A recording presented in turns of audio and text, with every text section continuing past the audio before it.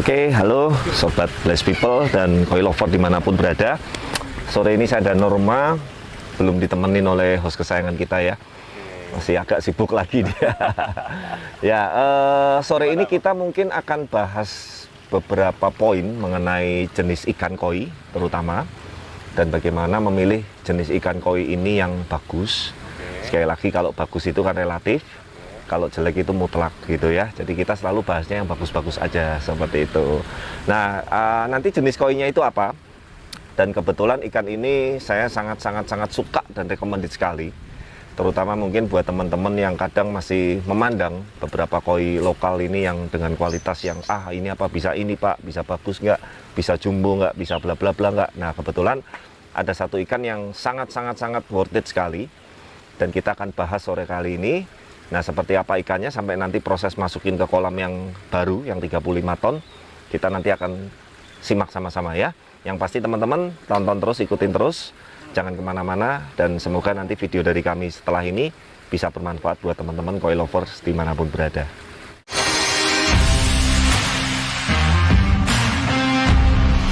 Yang ini nyok, top nyok. Banyak, taunya ya cuma satu.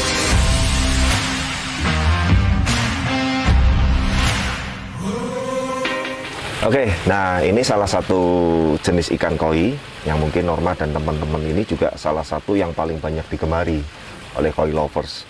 Nah, jenis koinya ini adalah soa. Soa. Nah, soa itu sebetulnya ada beberapa tipe. Ada soa klasik, ada hisoa, ada kindai soa, ada juga soa maruten, ada ya macam-macam lah. Sebetulnya soa sendiri kan memang koi itu terpecah, seingat saya itu ada 18 varieti utama atau 28 itu lupa. Nah, setiap varietinya ini mecah lagi jenis-jenisnya. Jadi banyak sekali memang. Nah, yang kali ini di vlog kali ini saya akan bahas tipe soa yang namanya kindai soa. Kindai soa itu ciri-cirinya gimana? Ciri-ciri kindai soa ini adalah didominasi oleh warna putihnya ini lebih dominan. Gitu. Dan memang saat ini kecenderungan saya lihat customer dan koi lover yang sekarang ini saya temui kemarin dari beberapa yang request ikan ke kita yang jenis soa, sekarang pada tren suka kindai soa. Karena yang soa yang klasik yang hitamnya lebih dominan, merahnya lebih dominan itu sudah umum sih, intinya seperti itu. Nah, masalahnya ini adalah kindai soa ini pun bukan berarti terus yang putihnya banyak doang terus bagus, enggak. Jadi sekali lagi kan saya selalu bilang bahwa ikan ini kita mesti ngelihat dari ikan per ikannya atau case per case-nya. Gitu loh, mau lokal mau import, mau merek apapun ya buat saya nomor satu paling penting ya kualitas ikan itu sendiri. Yang paling penting poinnya di situ. Nah, kita bahas yuk kenapa kindai soa ini saya rekomen. Yang pertama sekali lagi Norma yang saya selalu bilang, ini skin quality-nya edan ini. Loh, lihat nih. Ingat ini kondisi puasa, ikan baru. Tuh lihat nih. Merahnya nyala, hitamnya solid, ya kan? Putihnya juga bersih. Nggak yang nguning atau yang mangkak, yang krem gitu, nggak.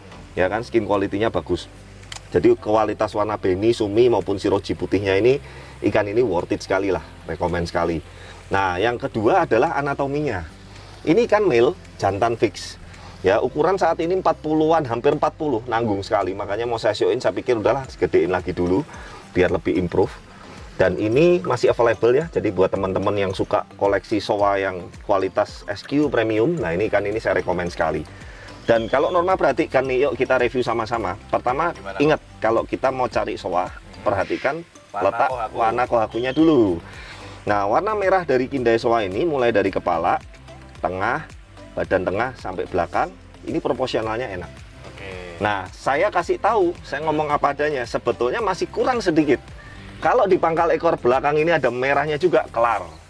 Wah, susah cari lawannya ini. Nah, tapi ya sekali lagi teman-teman, misalkan di pola belakang sini atau odome dekat pangkal ekor ini ada merahnya lagi, harganya mungkin bisa 2 kali lipat, bisa lebih mahal. Dan ini lokal tulen, lokal dari Blitar.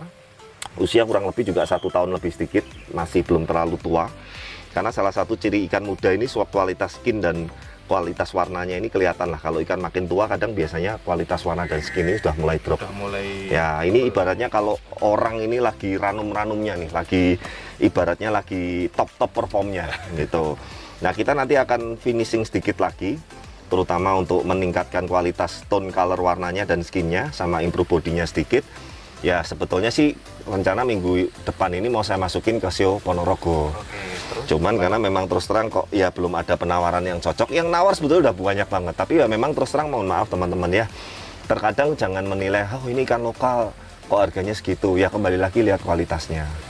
Gitu loh. Bahkan mohon maaf kadang ada yang nawarnya terlalu ekstrim sekali, saya nggak mau jawab ya karena capek juga neranginya. Boro-boro kita ditawar segitu, modalnya aja udah di atas itu gitu loh. Dan saya kan selalu bilang fair, kita ikan bagus, kalau harus rugi juga ya mending saya nggak usah dagang gitu kan. Nah tapi intinya teman-teman harga ini sebetulnya sangat worth it, sangat pantas. Dan ini saya kasih tahu nih gambaran aja nih. Kita ngomong kalau ini ikan import ya misalkan Farm Isa atau apa, oh ini 25 juta aja nggak dapet. Nggak dapet kualitas begini ya, dan seukuran segini ya. Dengan pattern yang seperti ini juga ini. Dan saya memang sering ngomong ke customer ataupun teman-teman bahwa ikan lokal itu saya suka yang male. Sebetulnya ikan import pun sekarang saya juga seringnya carinya yang male. Ya, karena untuk jangka panjangnya, untuk gendong telur, perut dan lain-lain itu saya lebih tenang lah ibaratnya seperti itu. Nah, yuk kita lihat seperti apa proses mindahin ke kolamnya. Dan ingat teman-teman, ini sudah melalui proses karantina yang standar. Ya kurang lebih 5 harian kemarin di Semarang kita karantina, kita puasain, udah bersih semua. Kita akan proses masuk ke kolam yang 35 ton yang jumbo. Yuk, oke. Dibantu Mas Oyin sama teman-teman nih.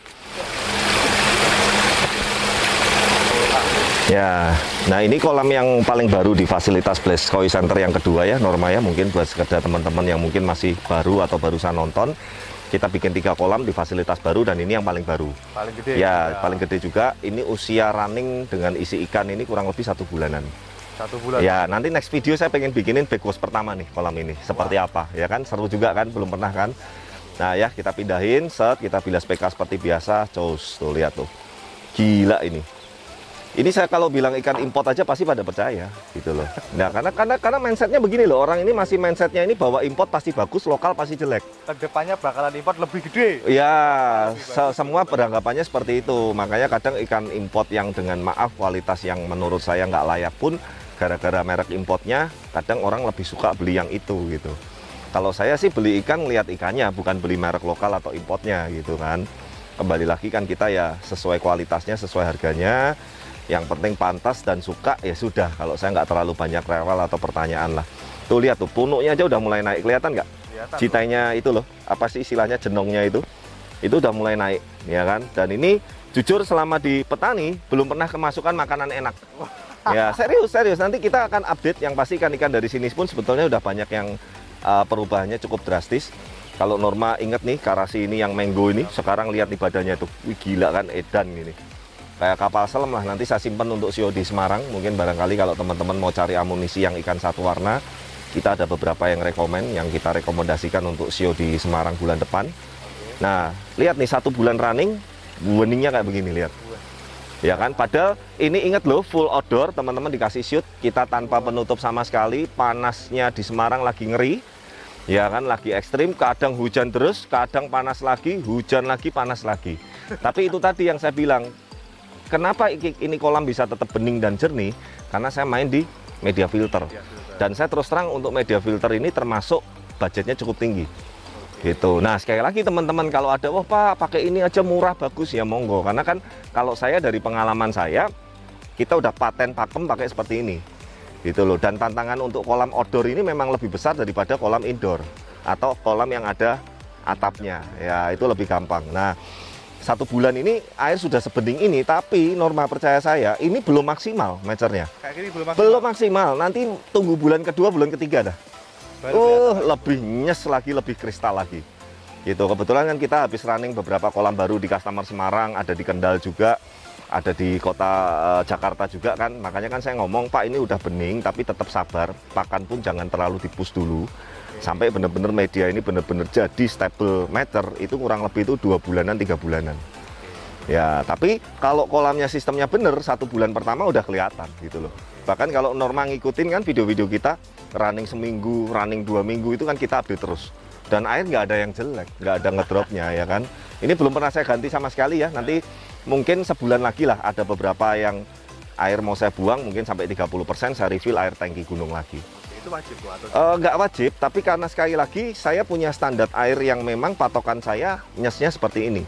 Nah setiap orang kan standarnya beda-beda gitu loh. Tapi memang saya terus terang kalau mata saya tuh ngelihat air kurang soft atau kurang mature sedikit tuh langsung rasanya tuh kepengen replace atau kepengen ganti air baru gitu. Tapi menurutku ini aja pun udah bening iya, banget. Norma semua orang yang kesini ngelihat kolam ini nggak percaya kalau kolam ini baru.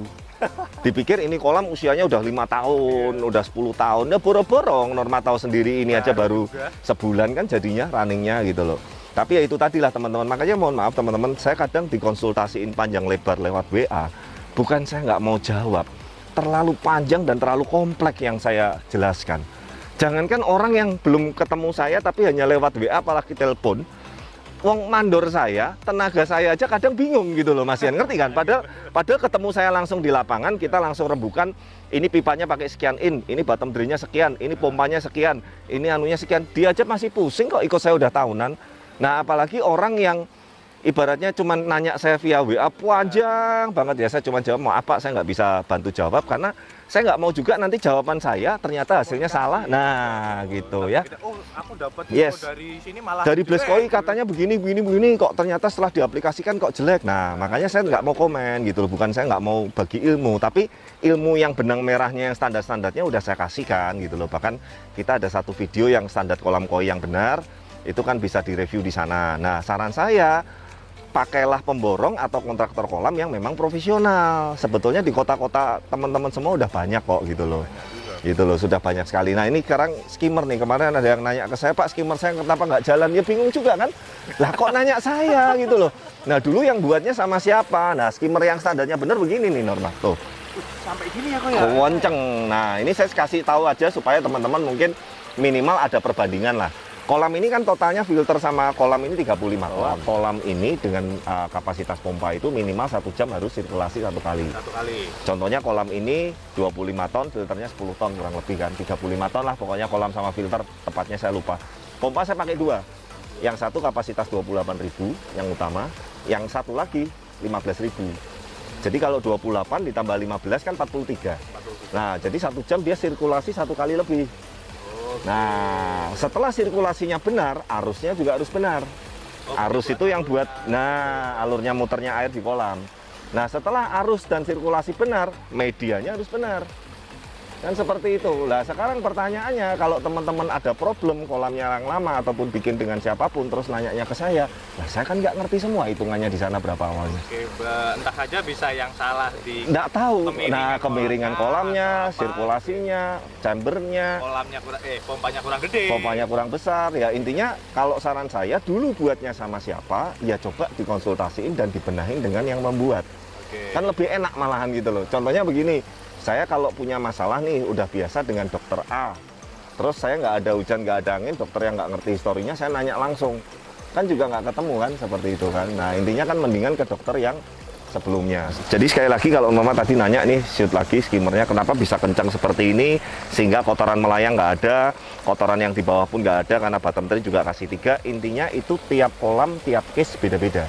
Beda-beda. Ya, saya yang kolam ini dengan kolam yang angka 8 dengan kolam yang bulat itu hitungannya juga berbeda-beda semua. Gitu. Makanya mohon maaf sekali lagi, bukan saya nggak mau kasih tahu detailnya, tapi saya takut kalau ngasih tahu malah salah. nggak pas malahan gitu loh. Karena kan memang terus terang kita pakem hitungan dan lain-lain itu kita sudah ada patokan sendiri. Gitu. Mungkin pemborong lain punya patokan sendiri juga gitu loh. Jadi sekali lagi intinya buatlah sama yang profesional. Karena buat saya kolam koi ini yang paling utama untuk kita hobi koi. Sekali kolamnya salah, bermasalah pasti. Ikan mati, ikan sakit, airnya keruh, dan segala macem. Dilihat juga nggak enak gitu kan, malah buang uang. Bukan jadi hobi, malah jadi penyakit. Gitu ya, nah kurang lebih seperti itu tadi teman-teman. Ini sudah masuk, sekali lagi, setiap habis masuk ikan baru, tetap puasa dulu.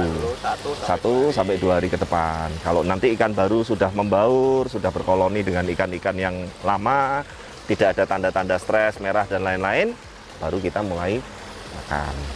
Ya seperti itu ya tadi teman-teman, video kali ini sebetulnya poin utamanya kita membahas mengenai kualitas kindai soa atau soa jenis kindai yang banyak putihnya yang bagus seperti apa. Nah tadi teman-teman bisa menyimak, jadi supaya nanti ke depan teman-teman kalau ngelihat ikan jenis kindai soa minimal sudah punya parameternya atau patokannya sendiri gitu. Nah terima kasih yang sudah menonton dan menyimak. Sekali lagi dukung terus channel kami supaya terus berkembang dan bermanfaat, dan pastikan teman-teman Blessed People dimanapun berada selalu sehat, selalu sejahtera, dan sampai ketemu di video-video berikutnya. Bye.